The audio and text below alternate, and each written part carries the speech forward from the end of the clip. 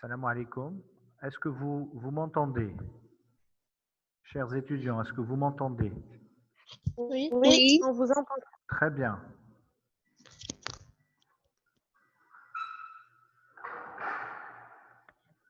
Donc, on va commencer avec le premier cours. On va aller un petit peu vite parce qu'il y a beaucoup de diapos, mais on va parler de l'essentiel. Donc, concernant les fractures de l'extrémité supérieure de l'humérus. Ce sont des fractures fréquentes qui touchent le sujet âgé. Elles siègent au-dessus du bord inférieur du grand pectoral. Elles ont une multiplicité, elles représentent de multiples variétés dont le pronostic est différent. Les délais de consolidation est en général de 6 semaines, mais la rééducation doit commencer précocement. La séquelle principale de ces fractures est la raideur de l'épaule. Alors, l'extrémité supérieure de l'humérus va s'articuler avec la glène humérale pour former l'articulation scapulo-humérale, l'articulation de l'épaule. Quand on parle de l'extrémité supérieure de l'humérus, on parle de la métaphyse et de l'épiphyse supérieure de l'humérus. Elles sont délimitées, comme vous le voyez dans le schéma en bas, par le bord inférieur du grand pectoral. Tout ce qui est au-dessus du bord inférieur du grand pectoral est le sujet de notre cours d'aujourd'hui. Donc, cette extrémité est constituée d'un os spongieux, comme toute épiphyse et métaphyse, et recouverte d'un cartilage articulaire. Ce cartilage articulaire est séparé du reste de l'os par ce qu'on appelle le col anatomique. Donc, c'est la limite entre le cartilage et le reste du col. Alors, ce col anatomique est important car c'est la zone d'insertion de la capsule articulaire et aussi la zone de pénétration de tous les vaisseaux qui vont irriguer la tête humérale. Donc, conclusion, toute fracture qui va toucher ce col anatomique va rompre la vascularisation de l'extrémité supérieure et peut induire une nécrose secondaire de la tête humérale. À côté de cette surface articulaire, nous décrivons des tubercules, le troquin, ici en deux, dans le schéma du bas, sur lequel s'insère le subscapulaire, le muscle subscapulaire, et en un autre tubercule qui est le trochitaire, qui est très important car sur lui s'insère le muscle sus-épineux. C'est un muscle important pour l'abduction de l'épaule. Entre la zone épiphysométaphysaire et le reste de la diaphyse, il y a un trait, quand on parle du col anatomique, c'est une zone de transition entre la tête et les tubercules et le reste de la diaphyse. C'est une zone où se voient beaucoup de fractures, essentiellement des fractures ostéoporotiques du sujet âgé. Donc, toutes les fractures des tubercules ou du col chirurgical sont des fractures extra-articulaires. Elles ne touchent pas le cartilage articulaire. Alors, le mécanisme de ces fractures peut être direct, par chute sur le moignon de l'épaule, ou indirect, chute sur la main ou sur le coude. Et là, selon la position de l'épaule, en abduction ou en adduction, on va avoir des fractures en abduction ou en adduction. Adduction, c'est quand le bras se rapproche du corps, et abduction, comme en bas, c'est lorsque le bras se porte loin du corps. Le diagnostic, il est radiologique, mais il est suspecté à la clinique.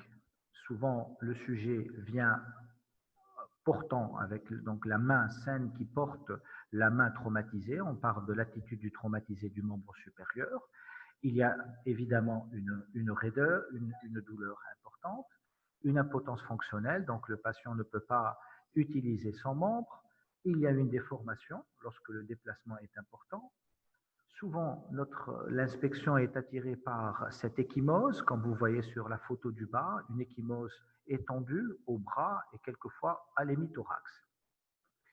Donc, d'emblée, devant ce patient, il faut éliminer certaines complications vasculaires, d'accord, par la palpation, la recherche et la palpation des pouls périphériques, le pouls radial, apprécier le pouls capillaire, la coloration, la chaleur du membre, apprécier l'état neurologique, donc rechercher s'il y a un déficit moteur ou sensitif dans le territoire de chaque nerf du membre supérieur, rechercher s'il y a des lésions cutanées à type d'ouverture, de plaie, Ça, c'est très rare. Et aussi, à un stade ultérieur, on recherchera l'existence d'interpositions musculaires, c'est-à-dire le muscle va se glisser entre les deux, le muscle ou un tendon va se glisser entre les deux fragments fracturaires et empêcher leur réduction. Le diagnostic ne sera que radiologique car l'ANAPAT est basé sur l'étude radiographique. Donc on demandera une radiographie de face, si c'est possible un profil axillaire, et bien sûr on va s'aider à la fin dans quelques situations par le scanner.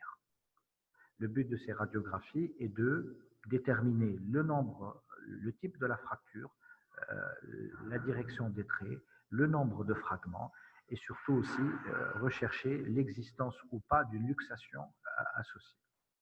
Donc, quand vous voyez sur cette radiographie une fracture qui n'est pas déplacée, on voit le trochitaire en haut et le troquin en bas. Cette fracture est engrainée, donc il n'y a pas de déplacement. Voici des images scanographiques qui montrent une fracture complexe de l'extrémité supérieure où tous les fragments sont en contact, donc on dit qu'elle est engrainée. Et le scanner va nous aider surtout à voir si la tête tumérale, la tête est toujours en regard de la glène, c'est-à-dire s'il y a ou non une luxation de l'épaule associée. La classification la plus utilisée, la plus simple aussi, c'est la classification de Duparc et Olivier, qui sépare ces fractures en un groupe extra-articulaire. Ce sont les fractures des tubercules, trochitaires, troquins, les fractures sous-tubérositaires, celles du fameux col chirurgical. Et ces fractures peuvent être donc engrainées en contact ou non engrainées ou désengrainées, c'est-à-dire qu'il n'y a pas de contact entre les fragments. Et quelquefois, dans le cadre des fractures extra-articulaires, on a une association des fractures sous-tubérositaires, c'est-à-dire du col chirurgical, avec une des tubérosités, troquin ou trochitaire. Le second grand groupe, c'est les fractures articulaires. Donc, c'est des fractures qui peuvent toucher la région uniquement articulaire, c'est les fractures céphaliques qui vont traverser le col anatomique, ou ce sont des fractures à plusieurs fragments, et on va parler des fractures céphalotubérositaires. On va les détailler tout de suite. Dernier groupe, ce sont les fractures céphalométaphysaires. Ce sont des fractures assez spéciales parce qu'elles sont secondaires aux luxations, et vous allez avoir un trait qui traversera en même temps l'épiphyse et la métaphyse, et je vais vous donner des exemples. Donc, premier type des fractures extra-articulaires, c'est le détachement d'une des tubérosités. Trochitaire, le plus souvent, plus rarement, c'est le troquin. Sur le schéma du gauche, vous voyez en rouge un trochitaire sur le schéma, détaché, solidaire au muscle sus-épineux et en même temps associé à une luxation luxation antérieure de l'épaule. Alors, sachez que les fractures du trochitaire, souvent, rarement elles sont isolées et souvent elles accompagnent les luxations antérieures de l'épaule. Alors le fragment peut être un gros petit fragment, il peut être très déplacé ou peu déplacé et de là va en découdre l'attitude thérapeutique. Donc lorsque le fragment il est gros et très déplacé, là la coiffe, le sus-épineux, il est pseudo-paralytique, hein, le patient ne peut plus faire d'abduction et là on aura en recours à une réduction du foyer avec une ostéosynthèse par une, deux vis ou quelquefois par un fil métallique, ce qu'on appelle un aubanage. Dans d'autres cas, et plus exceptionnellement, c'est le troquin qui se détache et là, c'est soit suite à une contraction brutale du muscle sous-scapulaire, subscapulaire, ça se voit surtout chez les sportifs, ou exceptionnellement aussi suite à des luxations postérieures de l'épaule. Donc il va y avoir une luxation postérieure, le subscapulaire va tirer, va se contracter, il va arracher le troquin. Donc je pense que ça a été dit dans les autres cours, les luxations les plus fréquentes, ce sont les luxations antérieures, pas les luxations postérieures. Et de la taille du fragment et sa position, on va décider de ne pas fixer chirurgicalement ce tubercule. Autre exemple des fractures extra-articulaires, ce sont les fractures du col chirurgical, ce sont les fractures sous-tubérositaires. Elles peuvent être engrainées, c'est-à-dire les deux fragments en contact, et là souvent on les traite orthopédiquement, pas de chirurgie, mais elles peuvent, comme vous voyez sur ces images radiographiques, être désengrenées. Donc, il n'y a pas de contact entre les deux fragments avec des déplacements qui peuvent être assez importants et même dans la radiographie tout à fait à droite, menaçante pour l'axe vasculaire, car la diaphyse va monter et va venir comprimer l'artère axillaire. Elle peut même la sectionner, comme sur cette comme sur cette artériographie qui montre une fracture du col chirurgical avec une interruption de la vascularisation de l'artère axillaire. Donc, il y a une complication vasculaire associée. Pour les fractures articulaires, nous avons les fractures céphaliques, ce sont les fractures du col anatomique, et les fractures céphalotubérositaires ou céphalotuberculaires. La fracture du col anatomique intéresse uniquement le col anatomique et elle compromet la vascularisation de la tête qui risque de se nécroser, alors que les fractures céphalotubérositaires, en réalité, ce sont des fractures à 4 fragments. 1, 2, 3, 4. Il y a la tête, il y a un tubercule, le deuxième tubercule et la diaphyse. Et vous allez voir, les fractures céphalotubérositaires sont partagées en 4 types. Elles peuvent être non déplacées, type 1, déplacées mais toujours avec un bon contact, on dit engrainé, donc c'est le type 1 et le type 2, leur traitement il est orthopédique, pas de chirurgie. Elles peuvent être déplacées, désengrainées, mais non luxées, c'est-à-dire que les rapports entre les fragments a été perturbé, mais la tête reste en regard de la glène. Et dans le type 4, nous avons la fracture, la fameuse fracture céphalotubérositaire avec luxation. Donc 4 fragments, désengrainement total avec perte de contact de la glène avec la tête humérale. Donc là, l'épaule, elle est luxée. La TDM nous aide beaucoup dans ces fractures à déterminer le nombre de fragments, leur déplacement et bien sûr les rapports de la tête avec la glène pour éliminer une luxation. Pour les fractures céphalométaphysaires, ce sont des fractures qui sont concomitantes à des luxations. Alors sachez que chaque fois qu'il y a une luxation, la tête reçoit un coup. Dans les luxations antérieures, l'encoche, elle est postérieure. Et à partir de ce coup, un trait de fracture peut se constituer et il va être céphalométaphysaire, c'est-à-dire partir de l'épiphyse jusqu'à la métaphyse. Voilà, comme vous voyez sur le schéma de droite. Est-ce que vous m'entendez? Est-ce que vous êtes là? Docteur. Le cours est clair pour le moment? Je continue, hein? OK? Ok. Très bien. Donc, dans les céphalométaphysaires, elles sont issues des encoches céphaliques. Les encoches céphaliques, ce sont des impacts dus au coup que reçoit la tête humérale en se luxant. L'encoche, elle est postérieure dans les luxations antérieures et elle est antérieure dans les luxations postérieures. Ça, c'est un cas c'est un type assez rare de fracture de l'extrémité supérieure. Alors, pour les formes cliniques, rapidement, on va parler de la fracture de l'enfant. Il s'agit soit des fractures qui touchent le col chirurgical, ce sont des fractures métaphysaires, et elles ont un bon pronostic, elles consolident vite, soit ce sont des fractures d'écollement, c'est-à-dire elles vont toucher non seulement l'os, mais toucher le cartilage de croissance. Le traitement de l'enfant est souvent orthopédique car il y a une bonne tolérance au calvicieux, c'est-à-dire que quand ça consolide un petit peu d'une façon non anatomique, ça ne pose pas beaucoup de problèmes parce qu'il y a encore la croissance et la croissance va permettre un remodelage, c'est-à-dire va permettre à l'os de se reconstituer en position anatomique. Et ce qui est intéressant chez l'enfant, c'est que les immobilisations ne sont pas enraidisantes. C'est-à-dire le plâtre, même s'il se prolonge pour l'épaule d'un enfant, ne va pas donner de raideur comme chez l'adulte. Alors, voici quelques types de traitements chirurgicaux exceptionnels pour l'enfant, pour des fractures métaphysaires hautes du col chirurgical, mais là, déplacées, très déplacées, désengrainées. Donc, le traitement a été fait par une plaque vissée.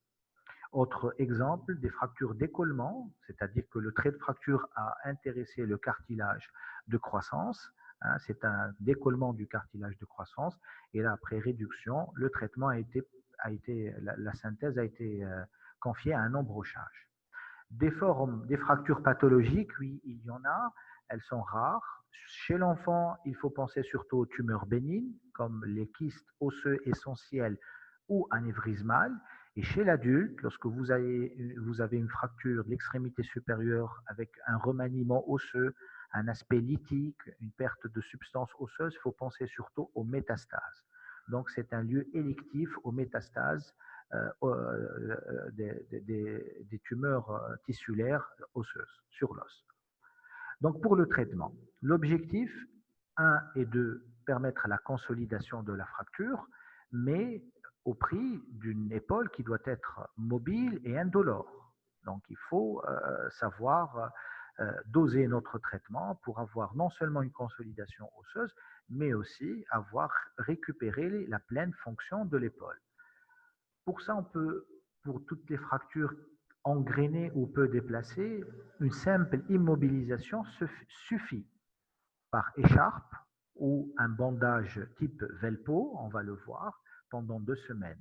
Après ce délai, une mobilisation de l'épaule est entreprise, une mobilisation très douce, avec une écharpe protectrice pendant encore quelques jours.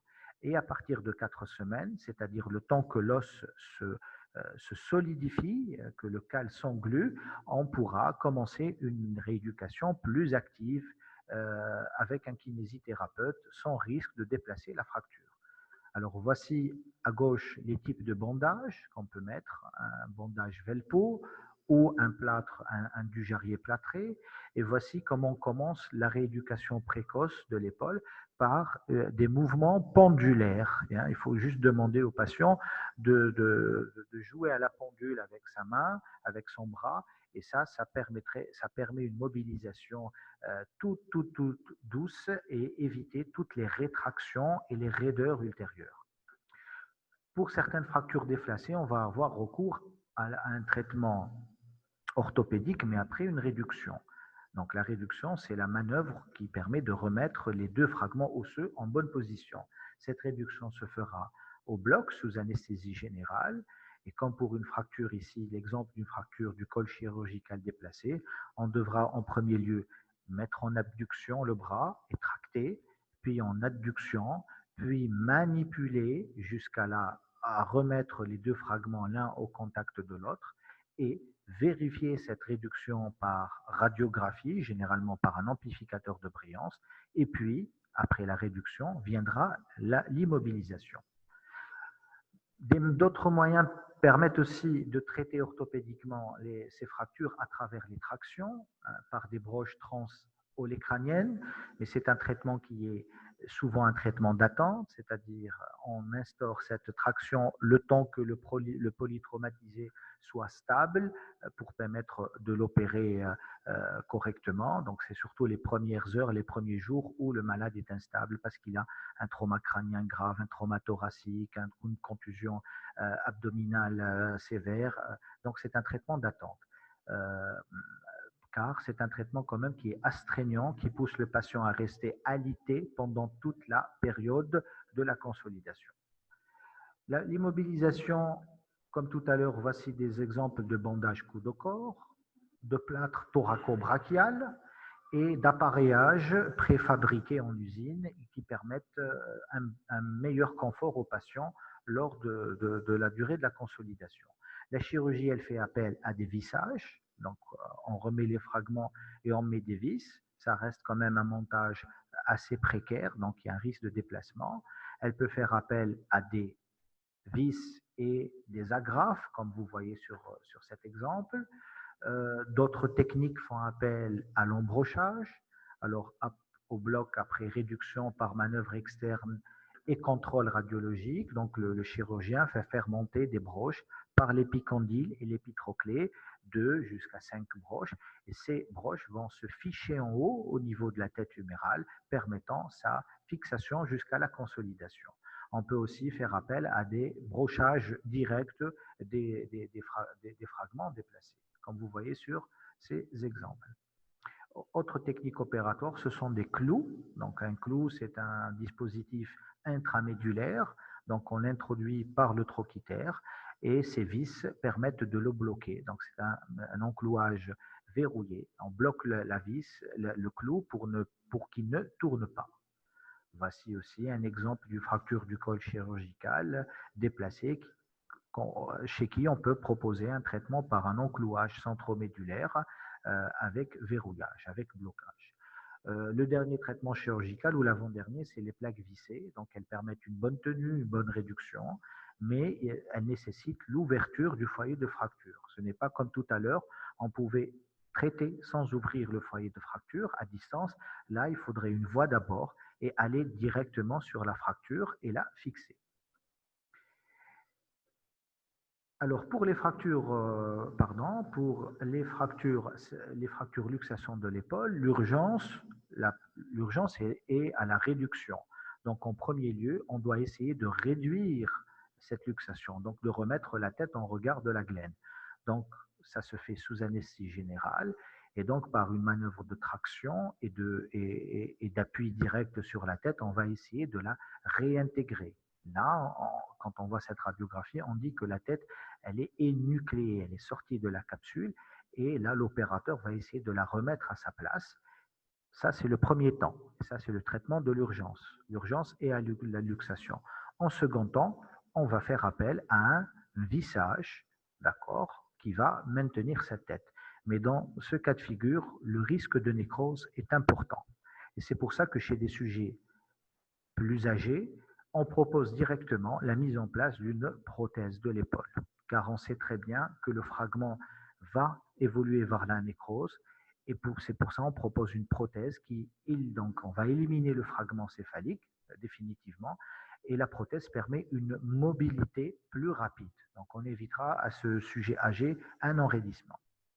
Les complications, on a déjà parlé de certaines complications. L'ouverture cutanée est rare.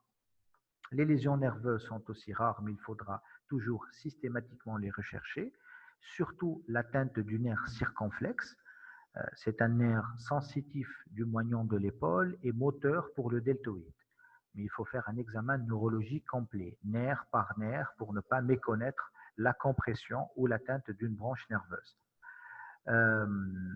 Alors, toute paralysie nerveuse implique la réduction à foyer ouvert. Donc, il faut ouvrir, trouver le nerf lésé, le mettre de côté et réduire et fixer. Donc, il ne faut pas manipuler sur un membre déjà paralysé. Les complications vasculaires, elles sont possibles. Elles sont dues soit dans les cas bénins à juste une compression par le déplacement du fragment, ou quelquefois dû à un embrochage. Donc le vaisseau en lui-même, il est blessé par l'os qui le touche. Les complications secondaires, c'est-à-dire secondaires ou plutôt tardives, pour les fractures céphaliques, c'est la nécrose de la tête humérale, donc elle va se nécroser, comme vous voyez sur la radio. On a les calvicieux. Les calvicieux, ce sont des consolidations en position non anatomique, mais souvent quand ces calvicieux sont extra-articulaires, c'est-à-dire généralement tubérositaires au niveau du col plutôt au niveau du col chirurgical, elles ne sont pas très gênantes, elles ne sont pas cause de raideur. On a les pseudarthroses, mais elles sont rares. Et pourquoi elles sont rares? Parce que l'extrémité supérieure, elle est constituée d'un os spongieux et elle est bien vascularisée, elle est bien étoffée. Donc, la pseudarthrose ne se voit que dans les fractures diaphysaires, pas dans les fractures épiphyso-métaphysaires, là où l'os est spongieux, parce qu'il consolide bien et vite. On a l'arthrose gléno-humérale, qu'on appelle aussi l'omarthrose, qui est due à un défaut de réduction des surfaces articulaires. Et bien sûr, la complication la plus fréquente, quel que soit le type de la fracture, c'est la raideur de l'épaule. Cette raideur, elle est due souvent à une immobilisation prolongée. Et donc, je répète, la mobilisation dans les traumatismes de l'épaule, elle doit être de courte durée et la rééducation doit être précoce et prolongée afin de récupérer la fonction. Je passe au deuxième cours.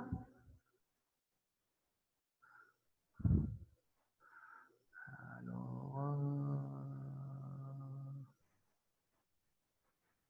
non, une seconde. Voilà, je me retrouve. Et là, les fractures. Voilà. Concernant les fractures de la diaphyse humérale, on va les définir. Premièrement, ce sont des fractures diaphysaires. Elles touchent une diaphyse et pas une extrémité osseuse. Donc, il n'y a pas d'os spongieux. Donc, c'est un os cortical, dur. Donc, c'est une diaphyse. On limite ces fractures entre, en haut, le bord inférieur de l'insertion du grand pectoral. Et en bas, une ligne passant à 4 travers de doigts de l'intercure articulaire du coude. Ça, chez un adulte. Donc, les limites, ce sont le bord inférieur de l'insertion du grand pectoral et en bas, une ligne passant à 4 travers de doigts de l'interligne articulaire du coude. Alors, ce sont des fractures fréquentes. Elles se voient à tout âge. Leur diagnostic, il est suspecté à la clinique, mais confirmé bien sûr par la radiographie. L'évolution, elle est généralement favorable lorsqu'on consolide par un traitement orthopédique, sauf qu'il y a une complication qui est l'atteinte du nerf radial, qui est une complication redoutable. Le traitement, le plus souvent, il est orthopédique, mais il y a des situations où on a recours à une chirurgie, et les pronostics, il est souvent bon, sauf les cas où il y a des complications précoces. Alors, rappel anatomique, l'humérus est un os lent. Il est vascularisé par une artère nourricière, donc c'est une artère qui va aborder l'os, qui va traverser l'os à partir d'un orifice et qui va donner des branches intra-osseuses. Mais aussi, il est bien vascularisé par le périos qui l'entoure, sauf exceptionnellement dans une zone qui se trouve entre le tiers distal et les 2 tiers proximaux. Cette partie est mal vascularisée. Et qui dit mal vascularisée, donc c'est une zone qui risque de mal consolider, voire de ne pas consolider du tout. Cette diaphyse, elle a des rapports avec des éléments nobles, essentiellement le nerf radial. Ce nerf radial est un nerf mixte, sensitivomoteur, donc il descend à la face postérieure de l'humérus, puis à 4 travers de doigts, à 10 cm de l'épicondyle, il devient externe, il se rapproche de l'os et il devient en contact de l'os. Puis, en dépassant le pli du coude, il va se diviser en 2 branches. L'une postérieure, motrice, donc elle est responsable de l'extension du poignet, des doigts et du pouce. Et l'autre, elle est antérieure, elle est sensitive, elle est responsable de la sensibilité d'une partie de la main. Donc le nerf est en contact avec l'os à 10 cm de l'épicondyle chez l'adulte. Donc c'est-à-dire à la jonction. Professeur, Oui, professeur, oui. on ne voit pas l'écran, s'il vous plaît, si vous pouvez régler ça. Depuis le début, depuis le cours de l'humérus? Oui, depuis les fractures de la diaphyse humérale, on n'a pas du tout vu la diapo. D'accord. Là, nouveau, reprendre. Et maintenant, est-ce que c'est visible? Non, pas encore. Non, pas encore. Ok. Alors, reprendre. Une seconde. Non.